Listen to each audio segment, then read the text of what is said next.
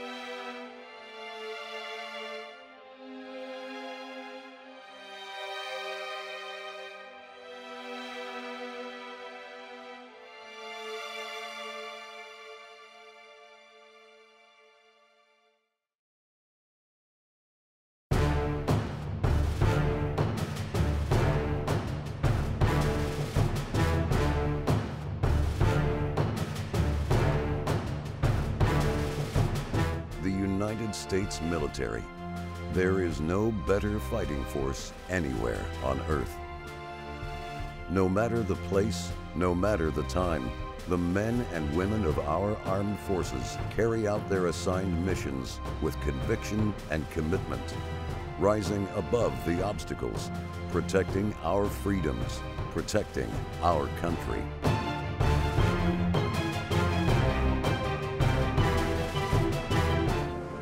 August 2004, Baquba, Iraq. U.S. Army Major Ed Pulido was serving with the Coalition Military Assistance Training Team, traveling in a convoy, heading into hostile territory. Major Pulido was convoy commander.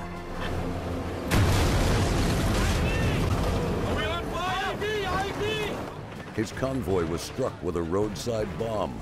The IED ripped through his vehicle, the shrapnel causing major damage to his left leg.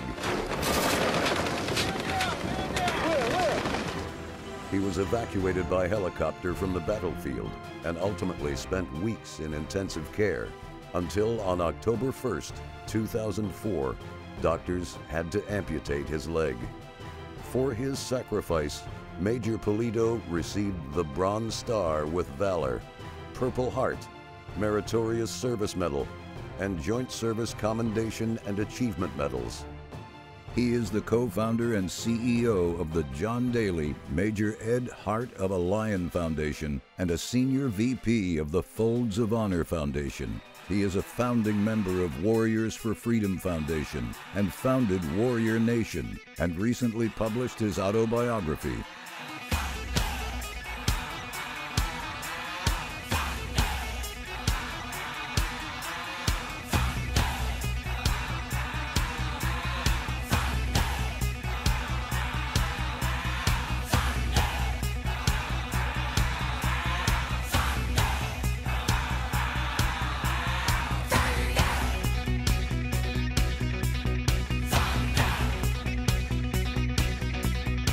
Ladies and gentlemen, Major Ed Pulido.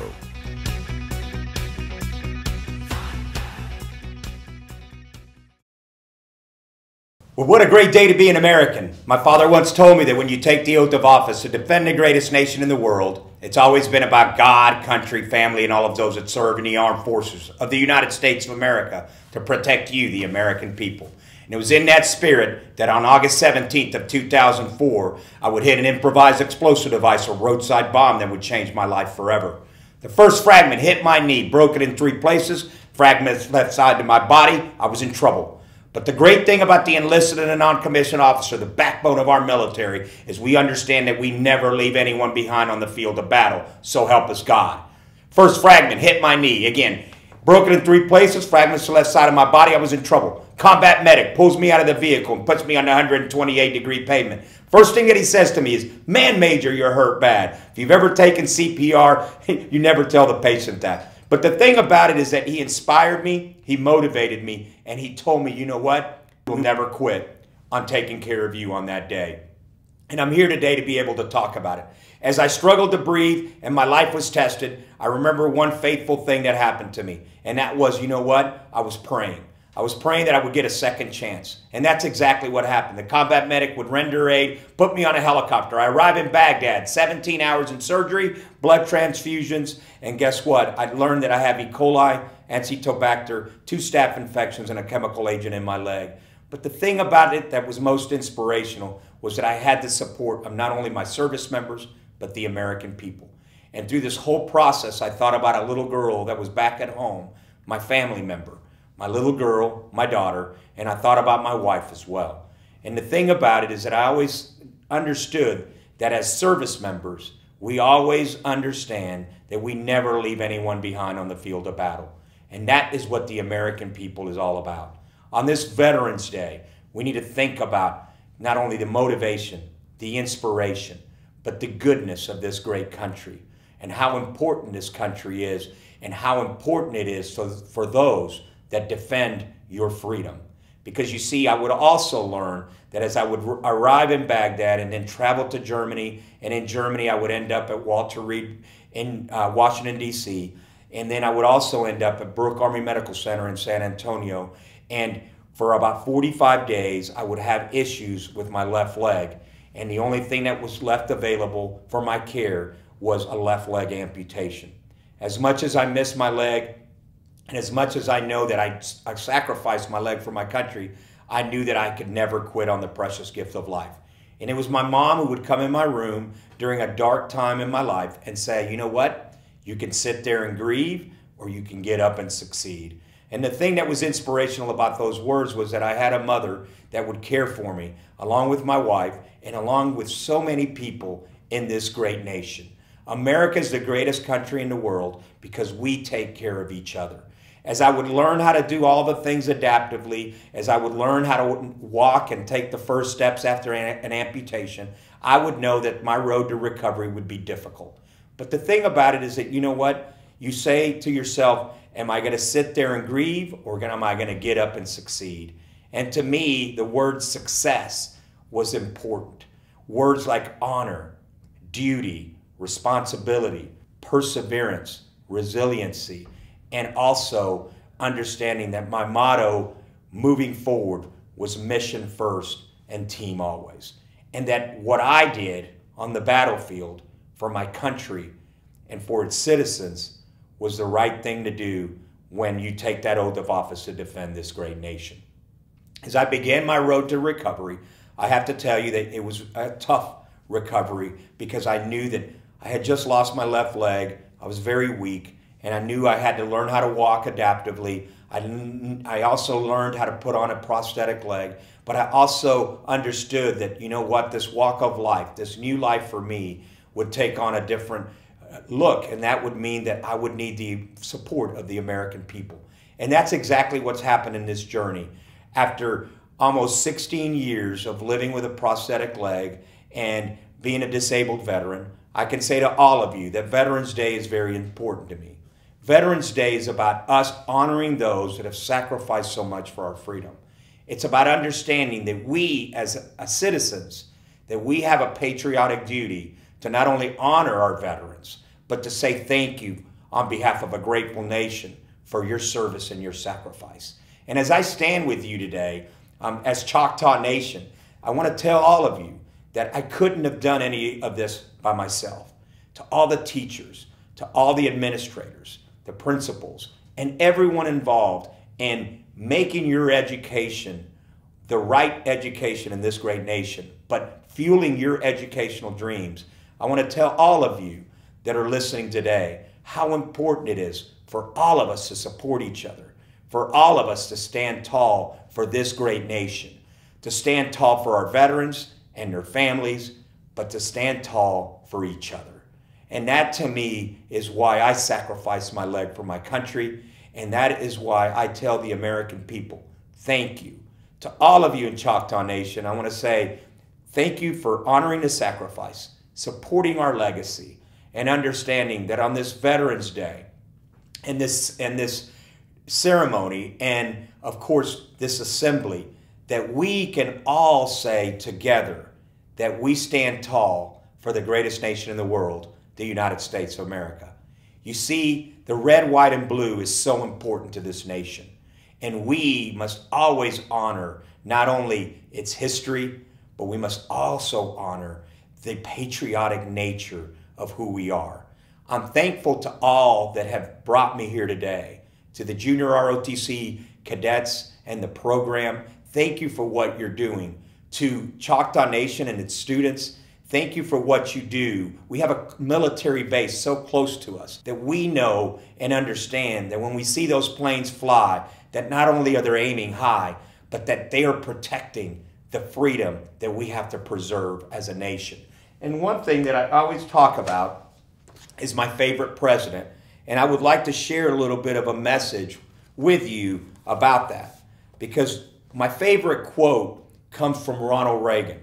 And this quote is so important because as students, I want you to know that you have a patriotic duty and responsibility, not only to come to school and to do what's right, but to be right for your teachers, for your administrators, your principals, and all of those you touch.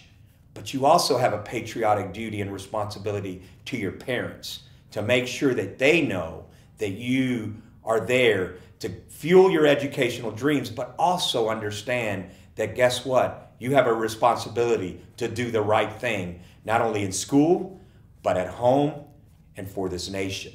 And so as I read to you this quote, I want you to understand how important our presidents can be and how important our veterans are to this great nation. And Ronald Reagan once said, "Freedom is never more than one generation away from extinction. We didn't pass it on to our children in the bloodstream. It must be fought for, protected, and handed on for them to do the same, or one day we will spend our sunset years telling our children what it was once like in the United States when men were free." What you take from that quote is that our veterans have gone to fight for us and to defend us from tyranny. And they are there to be honored and to say on behalf of a grateful nation, we will always stand with you. Because at the end of the day, they are the protectors of freedom. And as I end, I want to tell you a little bit about what motivated me to join the United States Army at age 17. The important thing is that all I ever wanted to do was take the oath of office to defend this great nation. I had a father who was a Vietnam-era veteran who understood the importance of service, of sacrifice, of honor, of duty, and of responsibility. And he told us that it was important for us to understand why this nation is so important and why this nation is free. And I would go to, in 1981, to the inaugural campaign for President Ronald Reagan. And at his inauguration, I would witness one of the most powerful speeches that I've ever heard. And I want to share a little bit about it because this is why Veterans Day is so important, and it is why Memorial Day is also equally important. As Ronald Reagan looked at the beauty of our country, he looked at our monuments, he looked at the people that were there, and there were three words that he really was living by on that day. One, it was faith. Two, love for country. And three, love for family and its people. And as he talked about the ultimate sacrifice, and he looked over at Arlington Cemetery, which is the cemetery for our service members who have been killed in the line of duty, and certainly in combat operations, that he thought about what that all meant.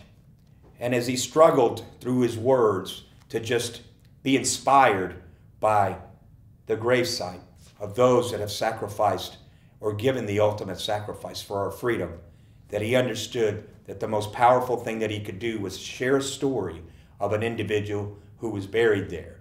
For us to remember, for us to not only honor, but to also understand that our history is what's so important. And I want to share this as I close. He says this about the ultimate sacrifice and about a particular veteran. Under one such marker lies a young man by the name of Martin Treptow, who left his job in a small-town barbershop in 1917 to go to France with the famed Rainbow Division.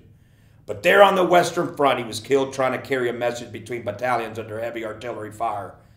But we're told that on his body was found a diary, and on the flyleaf under the heading, "My Pledge," he had written these words: "America must win this war, and like all of us, we will work, we will save, we will sacrifice, and we will endure, as we will fight cheerfully and do our utmost, as if the issue of the whole struggle depended on him alone." The crises that we may be facing today may not require that kind of sacrifice that many thousands have been called upon to make.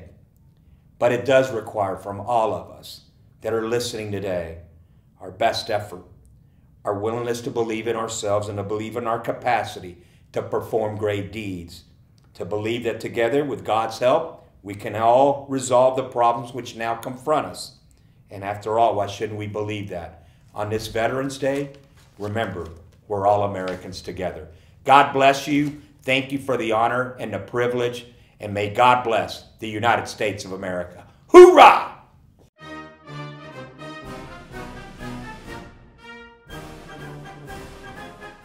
For more than 200 years, the American flag has been the symbol of our nation's unity, as well as a source of pride and inspiration for millions of citizens.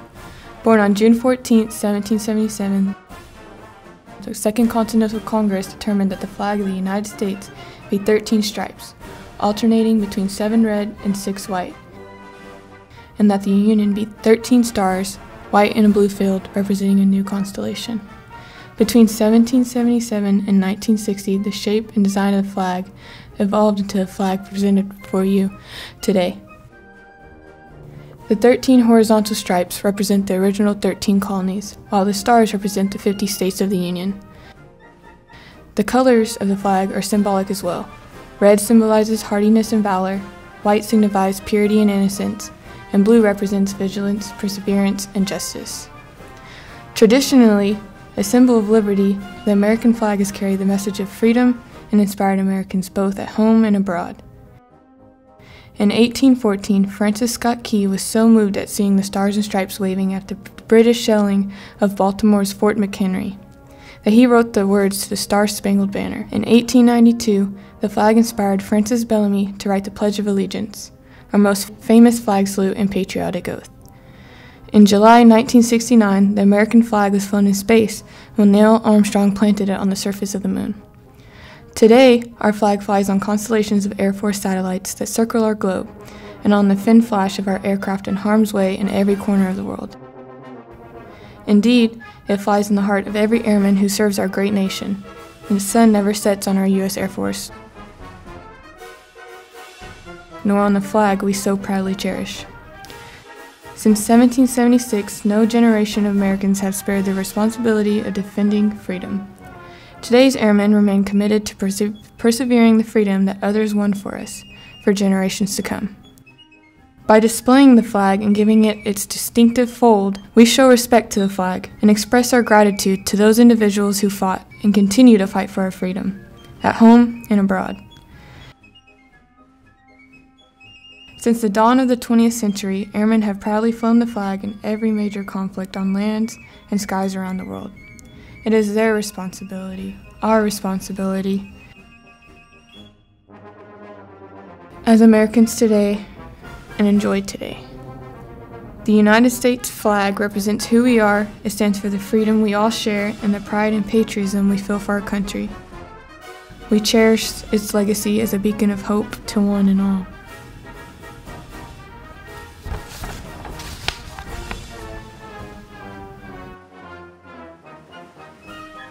Ladies and gentlemen, over time, United States flags become unserviceable. United States Code, Title 36, Chapter 10, Section 176, Subsection K states, "The flag, when it is in such condition that it is no longer a fitting emblem for the display, should be destroyed in a dignified way, preferably by burning." This American flag has been the symbol of our nation's unity, as well as a source of pride and inspiration for millions of citizens. We thank it for its service.